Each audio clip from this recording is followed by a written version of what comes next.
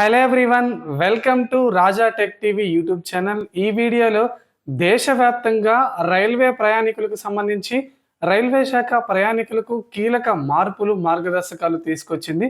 భారతీయ railway వ్యవస్థలో ప్రయాణికుల కోసం సౌకర్యవంతంగా ఉండేందుకు రైల్వే శాఖ టికెట్ క్యాన్సిలేషన్, టికెట్ రీఫండ్, అలాగే బోర్డింగ్ పై కొన్ని కీలక మార్పులు అయితే తీసుకురాబోతుంది.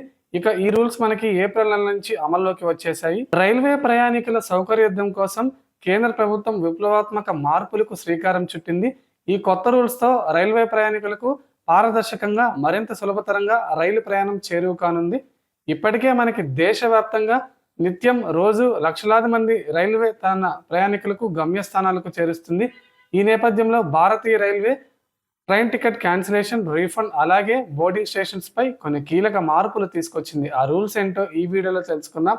ఫ్రెండ్స్, దయచేసి వీడియో చూస్తున్న ప్రతి ఒక్కరి వీడియోని ఎక్కడ ఆపకుండా చివరి వరకు చూడండి. వీడియోని పూర్తిగా చూస్తేనే ఇన్ఫర్మేషన్ అనేది క్లారిటీగా అర్థమవుతుంది. అలాగే వీడియో చూస్తున్న ప్రతి ఒక్కరు వీడియో కింద లైక్ సింబల్ అయితే ఉంటుంది. వీడియో చూస్తున్న వారు తప్పకుండా లైక్ చేస్తే ఇన్ఫర్మేషన్ అందరికీ రీచ్ అవుతుంది. అలాగే నాకు టైప్ ఆఫ్ మోటివేషన్, కాన్ఫిడెంట్గా ఉంటుంది. అలాగే మొదటిసారి ఎవరైనా మన ఛానల్ని చూసినట్లయితే బెల్ ఐకాన్ ట్యాప్ చేసి ఆల్ మీద క్లిక్ చేసుకొని మన ఛానల్ని సబ్స్క్రైబ్ చేసుకోండి. ఇక టాపిక్ని స్టార్ట్ చేద్దాం.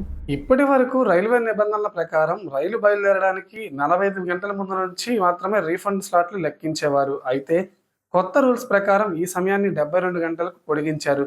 ప్రయాణికులు తమ ప్రయాణాన్ని రద్దు చేసుకోవాలంటే సమయాన్ని బట్టి రీఫండ్ పొందే విధానాన్ని 4 విభాగాలుగా విభజించింది. ప్రయాణానికి 72 గంటల కంటే ముందే కన్ఫర్మ్ టికెట్ను రద్దు చేసుకుంటే కేవలం కనీసం క్యాన్సిలేషన్ ఛార్జీలు మాత్రమే మినహాయించి మిగిలిన పూర్తి మొత్తాన్ని ప్రయాణికులకు ఇచ్చేస్తారు. ఇక 72 నుంచి 24 గంటల మధ్యలో రైలు బయలుదేరడానికి టికెట్ రద్దు చేస్తే టికెట్ ధరలో 25% మినహాయించుకొని మిగిలిన మొత్తాన్ని రీఫండ్ చేస్తారు. అదే ప్రయాణ సమయాన్ని 24 గంటల ముందు నుంచి 8 గంటల మధ్యలో వ్యవధిలో రద్దు చేసుకుంటే 50% మాత్రమే తిరిగిస్తారు. ఇక రైలు బయలుదేరడానికి 8 గంటల కంటే తక్కువ సమయం ఉన్నప్పుడు లేదా రైలు వెళ్ళిపోయిన తర్వాత టికెట్ రద్దు చేస్తే ఎలాంటి రీఫండ్ అనేది లభించదు. ప్రయాణికుల అవసరాలను గుర్తించిన రైల్వే శాఖ బోర్డింగ్ పాయింట్ను సైతం మార్చుకునే విషయంలో పెద్ద ఉపశమనాన్ని ఇచ్చింది. ఇకపై ప్రయాణానికి కేవలం 30 నిమిషాల ముందు వరకు కూడా ప్రయాణికులు తమ బోర్డింగ్ స్టేషన్ను మార్చుకోవచ్చు. ముఖ్యంగా హైదరాబాద్, ముంబై వంటి మెట్రో నగరాల్లో ఒకే నగర పరిధిలో ఎక్కువ స్టేషన్లు ఉన్నప్పుడు ఇది ప్రయాణికులకు ఎంతో ఉపయోగకరంగా ఉంటుంది. అంతేకాకుండా గతంలో కౌంటర్ టికెట్లను రద్దు చేసుకోవాలంటే రైలు ప్రారంభమయ్యే స్టేషన్కు వెళ్లాల్సి వచ్చేది. కానీ ఇప్పుడు దేశంలోని ఏ రైల్వే స్టేషన్లోనైనా కౌంటర్ టికెట్ను రద్దు చేసుకోవచ్చు. ఈ టికెట్ ప్రయాణికులకు కూడా ఒక శుభవార్త చెప్పింది. ఇకపై టికెట్ డిపాజిటర్ రీసెట్ కోసం మాన్యువల్గా దరఖాస్తు చేసుకోవాల్సిన అవసరం లేదు. నిబంధనల ప్రకారం ఆటోమేటిక్గా రీఫండ్ ప్రాసెస్ అవుతుంది. ఇక ఏప్రిల్ 1వ తేదీ నుంచి 15వ తేదీ మధ్య దశల వారీగా ఈ సదుపాయాన్ని దేశవ్యాప్తంగా అందుబాటులోకి రానుంది.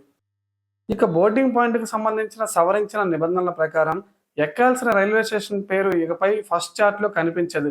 ట్రైన్ బయలుదేరడానికి కాసేపటి ముందు రూపొందించే సెకండ్ రిజర్వేషన్ చార్ట్లో మాత్రమే ఆ వివరాలు కనిపిస్తాయి. కన్ఫర్మ్ లేదా ఆర్ఏసీ ఉన్నప్పుడు మాత్రమే ఈ సదుపాయం వినియోగించుకోవడానికి వీలుంటుంది. ఇక వెయిటింగ్ లిస్ట్ ప్రయాణికులకు ఈ వెసులుబాటు లేదు. ఒక టికెట్ ఒకసారి మాత్రమే బోర్డింగ్ పాయింట్ మార్చుకునే వెసులుబాటు ఉంది. సో ఇది ఫ్రెండ్స్, మనకి దేశవ్యాప్తంగా రైల్వే ప్రయాణికులకు రైల్వే శాఖ తీసుకొచ్చిన ముఖ్యమైన రూల్స్.